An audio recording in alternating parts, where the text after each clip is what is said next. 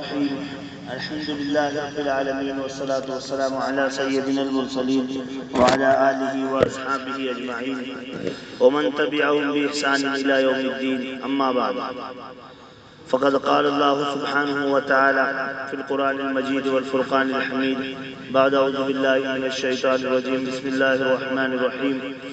إن الدين عند الله الإسلام ومن يبتغي غير الإسلام دينا فلن يقبل منه وهو في الآخرة من الخاسرين. صدق الله مولانا العظيم. وقال النبي صلى الله تعالى عليه وسلم: المؤمنون هينون لينون كالجمل الآنف إن قيد إن قال وإن أنيخ على صخرة استناخ، أو كما قال عليه الصلاة والسلام. صدق الله مولانا العظيم وبلغنا رسوله النبي الأمي الكريم ونحن على ذلك لمن الشاهدين والشاكرين والحمد لله رب العالمين. محترم دوستو، بزرگوں اور عزیزوں، اللہ تبارک و تعالی قرآن کریم میں ارشاد فرماتے ہیں: ان الدین عند اللہ الاسلام، کہ اللہ کے نزدیک دین تو اسلام ہی ہے. کیا مطلب؟ یعنی اللہ تعالیٰ نے حضرت آدم علیہ السلام سے لے کر حضور اکرم صلی اللہ علیہ وسلم تک جتنے نبیوں کو دین دیا ہے وہ دین اسلام ہی ہے. ایسا نہیں کہ آدم علیہ السلام کو کوئی اور دین دیا گیا تھا اور حضرت نوح علیہ السلام کو اور کوئی دین دیا گیا تھا، حضرت ابراہیم علیہ السلام کو الگ دیا گیا تھا، موسیٰ علیہ السلام کو الگ دیا گیا تھا. ایسا نہیں ہے، بلکہ تمام انبیاء علیہ السلام کو جو دین ملا وہ دین اسلام ہے. یعنی تمام انبیاء علیہ السلام دین میں یعنی عقائد میں مشترک رہے. تمام نبیوں کے عقائد ایک رہے، مشترک رہے. ہاں، شریعتیں سب کی الگ الگ ہیں، چونکہ شریعت یہ اللہ کا قانون ہے اور قانون احوال کے اعتبار سے بنایا جاتا ہے. حالات کے اعتبار سے قانون بنایا جاتا اور پھر اس میں تبدیلی بھی کی جاتی ہے. تو شریعتیں تمام انبیاء علیہ السلام کی الگ الگ ہوئی. جیسے آدم علیہ السلام کی شریعت میں یہ طریقہ تھا کہ عورت کو ایک ساتھ 2 بچے پیدا ہوا کرتے تھے. پھر دوسری مرتبہ میں بھی 2 بچے پیدا ہوتے. تو پہلی مرتبہ میں جو 2 بچے ایک ساتھ پیدا ہوئے یہ تو سگے بھائی بہن کہلاتے تھے. دوسری مرتبہ میں جو پیدا ہوئے تو وہ سگے بھائی بہن نہیں کہلاتے تھے، ان کا آپس میں نکاح جائز تھا. آدم علیہ السلام کی شریعت میں تھا. اسی لیے حابیل اور قابیل کا مسئلہ پیدا ہوا تھا کہ قابیل کے ساتھ جو لڑکی پیدا ہوئی تھی اس کی بہن وہ بہت خوبصورت تھی اور حابیل کے ساتھ جو پیدا ہوئی تھی وہ اتنی خوبصورت نہیں تھی. تو پورا واقعہ ہوا اس بنیاد پر اس نے نعوذ باللہ حابیل کو قتل کر دیا. تو بتانے کا مقصد یہاں یہ ہے کہ شریعت آدم علیہ السلام کی الگ تھی. پھر نوح علیہ السلام کے زمانے میں آ کر وہ مسئلہ نہیں رہا، پھر وہ تبدیل ہو گیا. پھر ایک ماں سے پیدا ہونے والے بچے چاہے کتنے زمانے تک ہوتے رہے وہ سب سگے بھائی بہن کہلائے. تو شریعتیں بدلتی رہی لیکن عقیدے نہیں بدلے. ظاہر سی بات ہے، عقیدہ یا ایھا الناس قولوا لا الہ الا اللہ تفلحوا، اے لوگو اللہ کو ایک مان لو کامیاب ہو جاؤ گے. اس میں کیا تبدیلی آئے گی؟ اس میں کوئی تبدیلی نہیں آ سکتی. اللہ ایک ہے، اللہ یکتا ہے، اللہ اپنی ذات میں بھی یکتا ہے، صفات میں بھی یکتا ہے. اس میں کوئی تبدیلی نہیں. شریعتوں میں تبدیلی ہوتی رہی. تو اللہ فرما رہے ان الدین عند اللہ الاسلام. ہاں، مکمل دین جو ملا ہے تو وہ حضور صلی اللہ علیہ وسلم کو ملا، مکمل دین.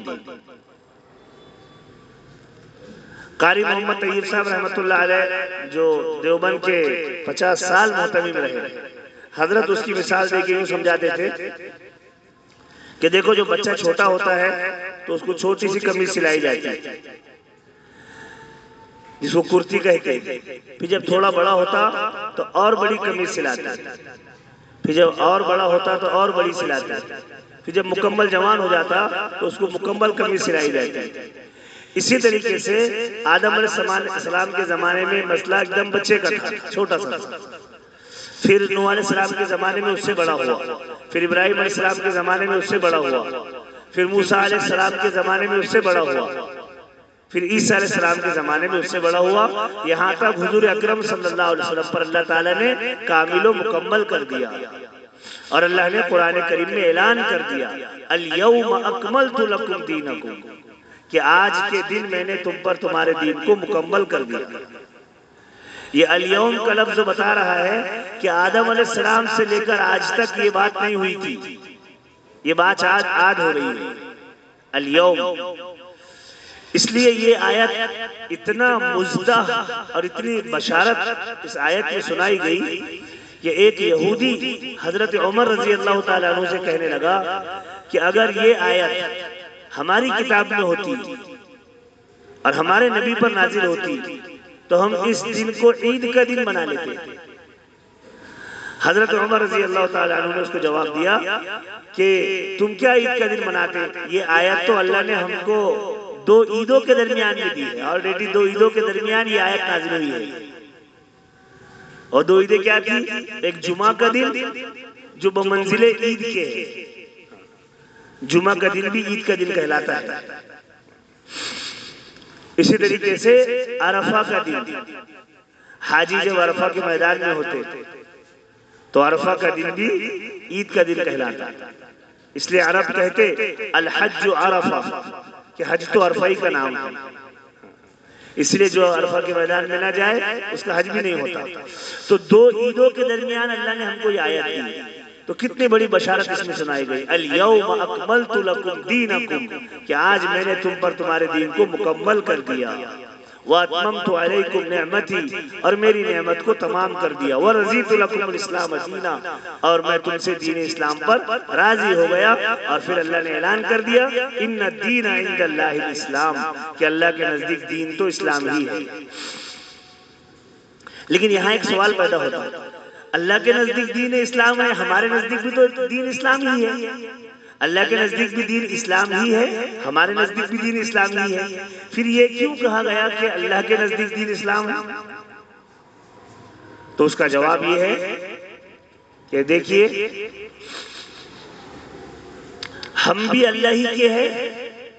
مثال کے طور پر ہم کہیں سفر میں جاتے ہیں تو ہمارا سفر بھی اللہ ہی کے پاس ہوتا ہے نا، کوئی حج کے لیے جائے، عمرے کے لیے جائے یا اور کہیں جائے تو یہ کوئی اللہ سے ہٹ کر کے تھوڑی گیا، یا کوئی اور کوئی وطن سفر کر کے جائے، تو ہمارا سفر بھی اللہ ہی کے پاس ہے، اور جس کا انتقال ہو جاتا اس کا سفر بھی اللہ ہی کے پاس ہوتا۔ جیسے ہم کہیں گئے تو کیا کہتے بھائی اللہ ہی کے پاس تو گئے، اور جو مر گیا وہ بھی اللہ ہی کے پاس گیا، لیکن دونوں میں فرق ہے۔ جو زندہ کہیں گیا ہے یہ بھی اللہ ہی کے پاس گیا، لیکن اس کو اختیار باقی ہے۔ اس لیے دیکھو اگر کوئی کتنے بھی دور چلا جائے تو اس کے آنے کا وقت متعین رہتا ہے کہ اتنے وقت میں آ جائے گا، لیکن کوئی مرنے کے بعد قبرستان میں جو 1 کلومیٹر 1.5 کلومیٹر دور ہوگا، قبرستان میں جا کے اس کو دفن کرو تو کیا کہتے بھائی اللہ کے پاس گیا، کب آئے گا؟ اب نہیں آئے گا۔ اچھا یہ ہزاروں کلومیٹر بھی دور گیا تو کب آئے گا؟ آ جائے گا، 2 مہینے میں آ جائے گا، 4 مہینے میں آ جائے گا، 5 مہینے میں آ جائے گا، آ جائے گا۔ تو ایسا فرق کیوں ہے؟ ایسا فرق اس لیے ہے کہ اس کو یعنی جو زندہ اللہ کے پاس گیا ہے، زندہ جو سفر کر رہا ہے، اس کو اختیار باقی ہے، اور جو مرنے والا اللہ کے پاس گیا ہے اس کا اختیار ختم ہو گیا۔ زندے کا ظاہری اختیار باقی ہے، یہ واپس آ سکتا، پورا اختیار نہیں ہے لیکن کچھ اختیار اس کو باقی ہے۔ کتنا باقی ہے؟ تو حضرت علی رضی اللہ عنہ نے اس کو سمجھایا. ایک آدمی حضرت علی رضی اللہ عنہ کے پاس آیا اور آ کر کہنے لگا کہ حضرت ہم کو اختیار کتنا ہے اور ہم مجبور کتنے ہیں. حضرت علی رضی اللہ عنہ نے کہا کہ ایک پیر اٹھا. اس نے ایک پیر اٹھایا. کہا اب دوسرا بھی اٹھا. دوسرا اٹھا ہی نہیں سکتا. تو کہا بس اتنا اختیار ہے اور اتنے مجبور ہے. تو مرنے والے کا پورا اختیار ختم ہو جاتا.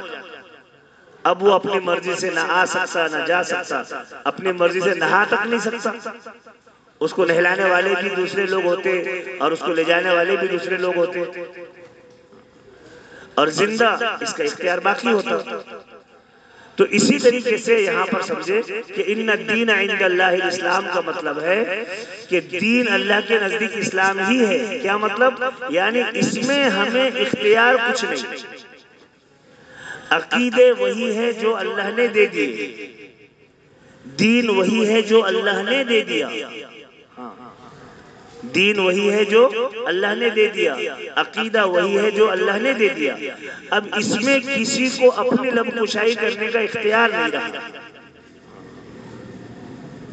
جی ہاں، اسی لیے اللہ تعالیٰ نبی سے بھی کہہ رہے ہیں وَلَوْ تَقَوَّلَ عَلَيْنَا بَعْضَ الْأَقَاوِيلِ لَأَخَذْنَا مِنْهُ بِالْيَمِينِ ثُمَّ لَقَطَعْنَا مِنْهُ الْوَتِينِ. کہ اگر نبی بھی علیہ السلام، بڑی شان ہوتی ہے انبیاء علیہ السلام کی، لیکن اللہ نبی سے بھی فرما رہے اگر نبی بھی ہماری بتائی ہوئی بات کے علاوہ اگر کوئی اور بات لوگوں میں چلائیں گے تو ہم ان کو سزا دیں گے. حالانکہ نبی ایسا نہیں کرتے، لیکن اللہ تعالیٰ لوگوں کو بتا رہے کہ ہماری ہی بات چلے گی.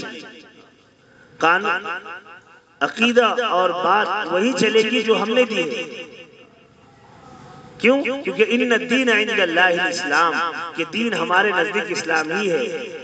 ان الدین عند اللہ الاسلام. اس لیے اس میں کسی کو اپنی رائے بیان کرنے کا اختیار نہیں ہے. کسی کو اپنی رائے اور لب کشائی کرنے کا اختیار اللہ تعالیٰ نے نہیں دیا. ان الدین عند اللہ الاسلام.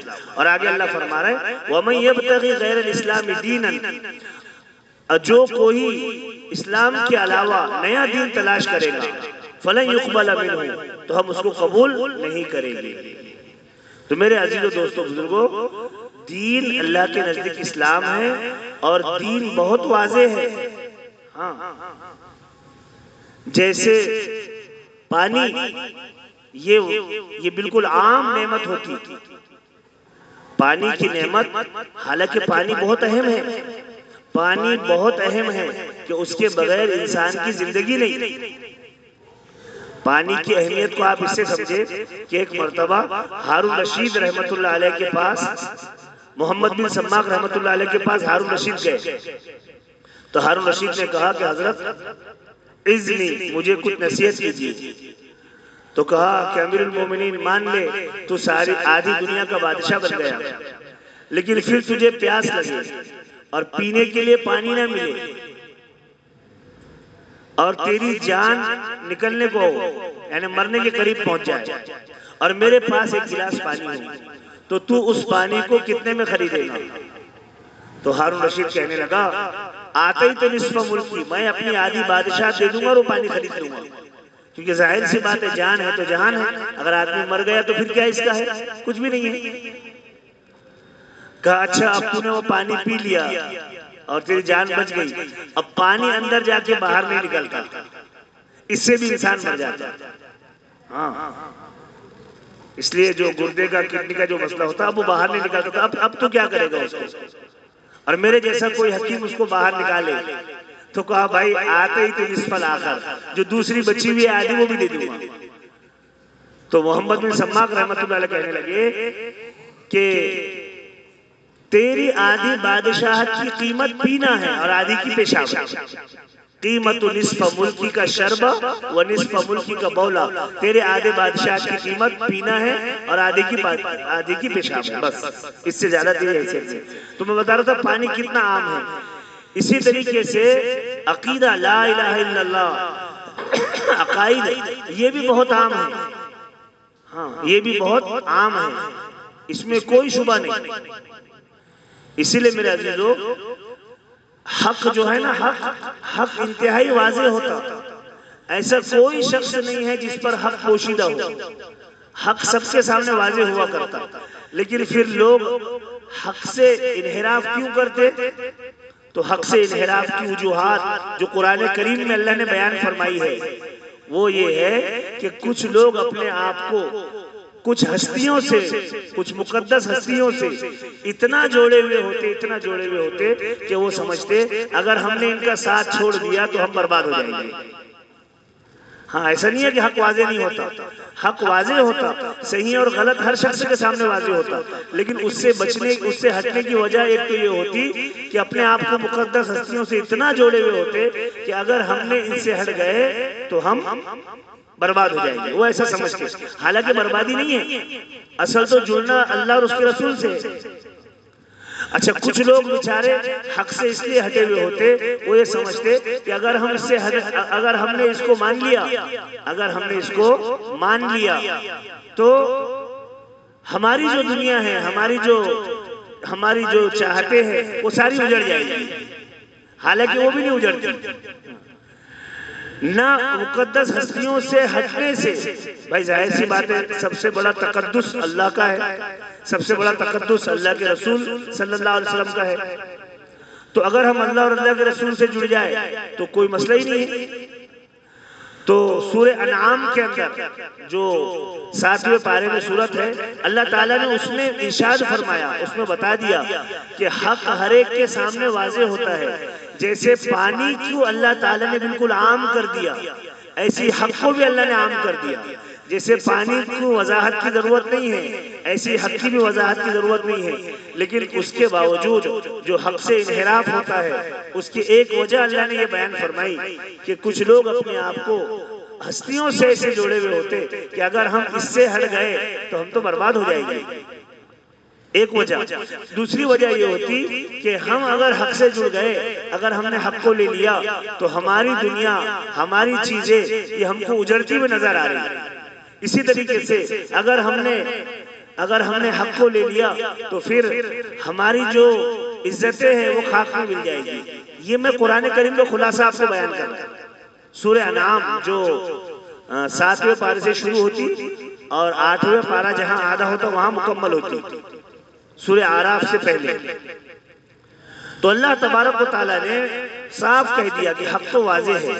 اس لیے میرے عزیز و دوستو بزرگوں، دنیا کے اندر اللہ تعالیٰ نے حق کو واضح کرنے کے لیے انبیاء علیہ السلام کو بھیجا، انبیاء علیہ السلام نے آ کر کے حق کو واضح کیا۔ اس لیے مسئلہ یہ ہے کہ ہم حقانیت کو دیکھیں، مسئلہ یہ ہے کہ جو حق واضح ہے اس کے پیچھے چلے۔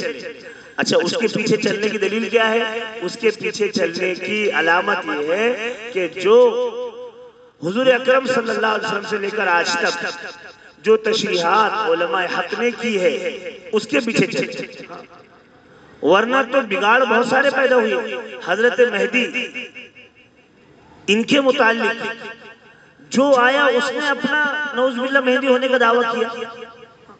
غلام احمد قادیانی آیا تھا، اس نے اپنے مہدیت کا دعویٰ کیا۔ اسی طریقے سے حضور صلی اللہ علیہ وسلم کے دور میں جھوٹے پیدا ہونا شروع ہو گئے تھے۔ ہمارے نبی نے فرمایا 30 کذابون کہ 30 جھوٹے ہوں گے، 30 جھوٹے، 30 مہا جھوٹے۔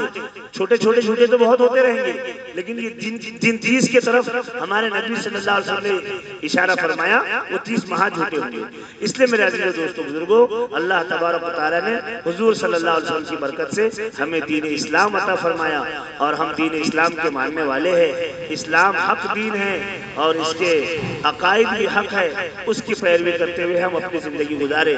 دنیا کی زندگی بہت مختصر سی زندگی ہے، اور اللہ تعالیٰ نے ایک مرتبہ دی ہے، بغیر مانگے دی ہے، دوسری مرتبہ پھر مانگنے کے باوجود بھی نہیں ملے گی۔ پھر جو شخص اللہ تعالیٰ کو چھوڑ کر، رسول اللہ صلی اللہ علیہ وسلم کو چھوڑ کر گمراہی کے ساتھ زندگی گزارے گا، وہ تو تمنا کرے گا کہ اللہ مجھے ایک بار اور لوٹا دے، لیکن اللہ پھر اس کو مہلت نہیں دیں گے۔